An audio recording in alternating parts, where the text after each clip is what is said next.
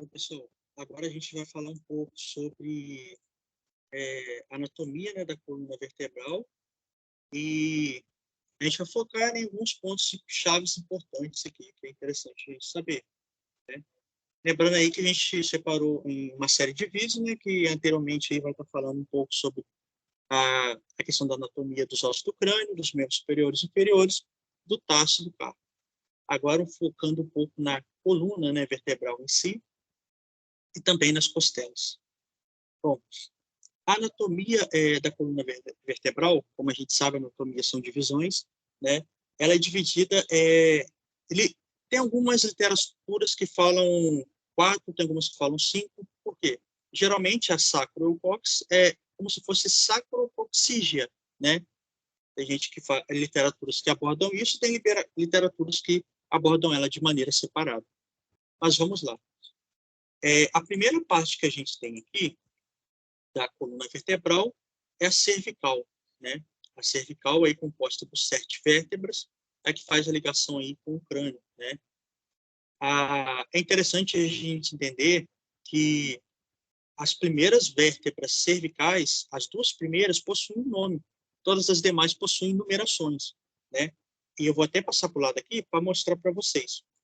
As duas vértebras da cervical que possuem nome são a Atlas, que é a primeira, e Axis, que é a segunda.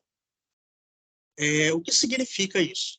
Bom, a gente sabe que geralmente as identificações desses nomes foram dadas de origem grega, latim ou inglesa, né?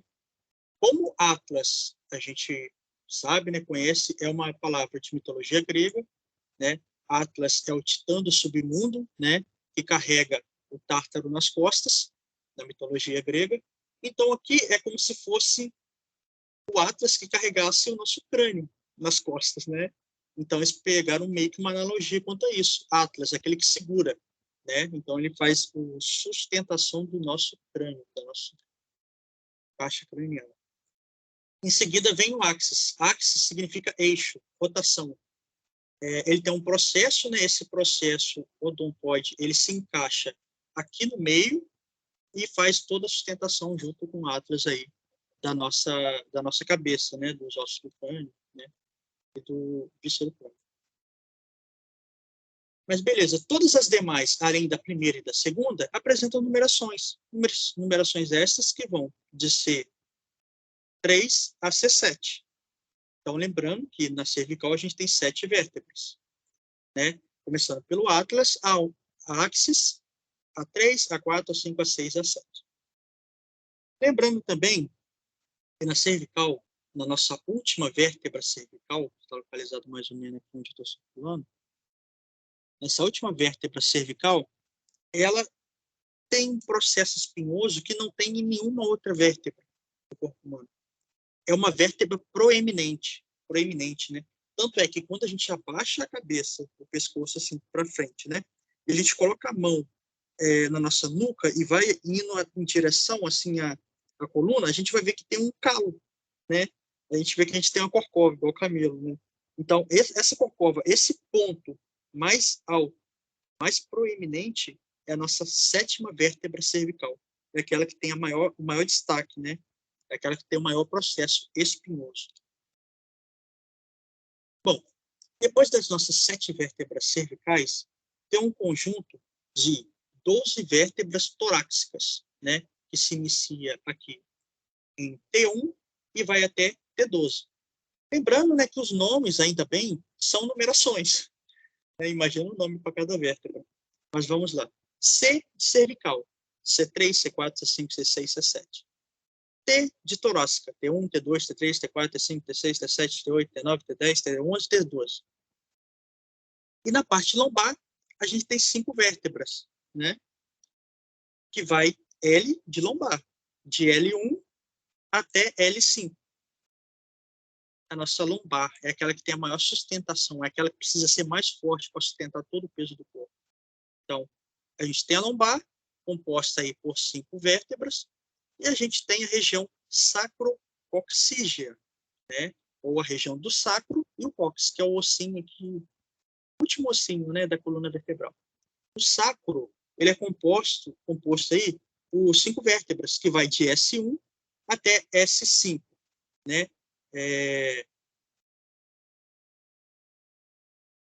Exatamente isso.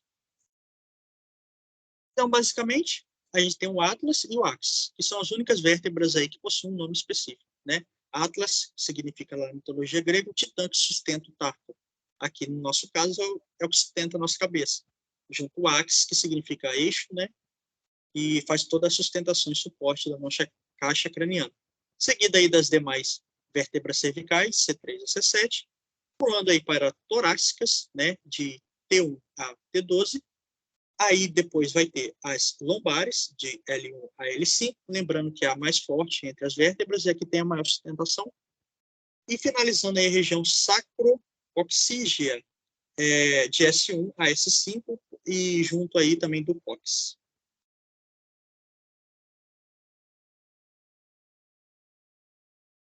Bom, a gente conheceu, né, que tanto o Atlas quanto o Axis são vértebras muito importantes, que possuem um formato diferenciado até das demais, né, que são aquelas que sustentam toda a cabeça em si, né, faz a sustentação da cabeça. Lembrando lá, né, que ele faz parte ali ele faz, ele entra ali naquela região oval, né, do crânio, mais precisamente ali no osso, se eu não me engano,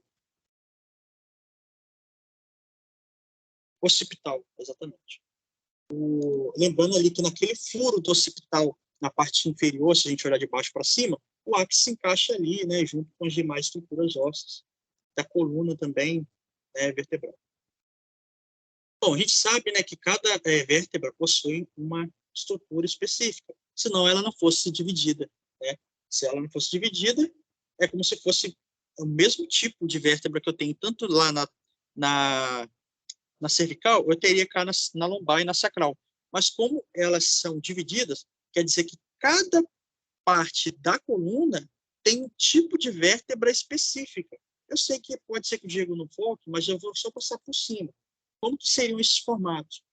A gente vê aqui, ó, que a primeira vértebra cervical é o Atlas e a segunda é o Axis, né?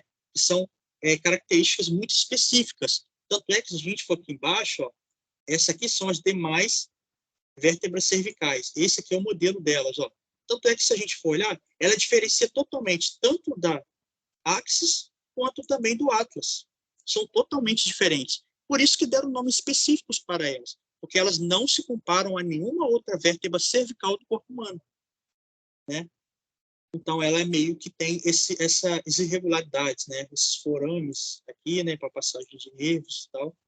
E também tem essa parte aqui central para passagem da medula espinhal. A gente vê que ela é diferente também, se a gente for olhar, da vértebra torácica, né? Se a gente for ver aqui, ó, na vértebra torácica, ela possui um formato diferenciado da cervical, se a gente for olhar. E a torácica, dentro da anatomia da coluna, né, elas diferenciam por terem uma fóvea costal que se articulam com as cabeças das costelas. Essas regiões aqui, ó. Então, ela é totalmente diferente da cervical, porque a cervical não tem, a gente não vê, geralmente, né, não vê costela em coluna cervical, né? A não ser que a pessoa tenha uma costela cervical. Mas, geralmente, a vértebra torácica, ela se diferencia da cervical, principalmente por ela ter isso aqui, ó, esses dois ganchinhos que a gente fala, né? Que são referentes aí para articular com a cabeça das costelas. Geralmente é um acidente anatômico que a pessoa pode ter uma costela cervical, é normal. O problema é que, às vezes, pode comprimir algum tipo de nervo, né? Ou algum vaso sanguíneo, pode ser prejudicial. Mas, geralmente, anatomicamente, não existe costela em vértebra cervical ligada a ela. Tanto é que a torácica já é tipo que meio que preparada para isso. Ela já tem esses ganchos específicos para se prender aí a cabeça das costelas. Partindo aí para as vértebras lombares, a gente vê que ela é bem diferentona também da torácica, né? A gente vê uma grande diferença aí já. Elas distinguem-se, né? Elas são diferentes das demais, porque elas não têm essas fóbias costais, como tem aí na torácica, né? E foramen no processo transverso também. E ao contrário disso, né, nessa parte da anatomia da coluna, né, é possível observar um processo transverso mais alongado, com um corpo vertebral maior. Um processo transverso muito mais alongado, e o corpo vertebral dela é maior, ou seja, o disco vertebral, ele também é maior. Justamente por isso, por ter que sustentar grande parte da massa corpórea, né? Grande parte do corpo, porque a vértebra lombar ela é a que mais sofre desgaste ao longo do tempo. Né? Por isso ela tem um processo, um corpo vertebral maior, essa região toda do corpo, onde a gente vai ter um disco, né, vertebral. Por isso que ele precisa ser maior, por causa da maior sustentação ao corpo. E o sacro, né, a região sacrococcígea, né, dessa região aqui, ela também se difere de todas as outras demais, porque ela é formada por um conjunto de 5 a 6 vértebras, né, fundidas, elas estão fundidas umas nas outras. E durante a infância, interessante, uma curiosidade, é que na infância, né, elas ainda estão separadas, mas com a chegada da puberdade, as cartilagens dessa região passam por um processo de ossificação, formando assim uma única estrutura óssea, né, localizada aí na área posterior da pelve. O sacro é uma estrutura ampla e tem um formato aí triangular. Tá vendo? E aqui é a região do cóccix, né?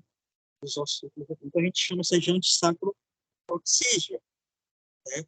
Lembrando então, recapitulando, o ápice e o ápice são vértebras cervicais que se diferenciam de todas as outras vértebras cervicais do corpo humano. Nenhuma são iguais às elas, né? Até que elas têm uns formatos bem diferentes. Por isso que eles deram nome a elas. Né? Seguida aí das demais vértebras cervicais, ela possui esses coronas para passar do nervo, né? Passar da medula espinhal, uma parte característica. Né? E já a vértebra torácica, não, ela já apresenta esses ganchos que fazem aí a anexação, né? A parte da cabeça, né? Das costelas, por isso ele tem esses ganchos. Já a lombar, eles não possuem um gancho tão assim acentuado, que é mais exposto lateralmente, né? E possuem aí um corpo vertebral muito maior do que os demais. E nesse corpo vertebral vai estar o disco vertebral, né? Que vai fazer aí parte da sustentação do corpo. Por ser a região mais exigida em termos de pressão, peso, né? O corpo vertebral vai ser maior e o disco vai ser maior também para manter toda essa sustentação. Já a região sacrococcígea é um grupo de ossos unidos, né, principalmente a região do sacro, que na infância as pessoas geralmente não têm essa região unida, né, que a partir da puberdade vai se unindo, essa cartilagem vai sofrendo um processo de ossificação e vai se formando aí um triângulo, né, ósseo de um triângulo. Bom, pessoal, a gente passou aqui um pouco sobre os ossos, né, da coluna, né, na coluna. A gente viu algo importante, que é sobre as vértebras, né, e o que cada uma representa, né, como que cada uma é diferente da outra, né, cada coisa é diferente. E a importância, né, dessas vértebras torácicas terem esses ganchos para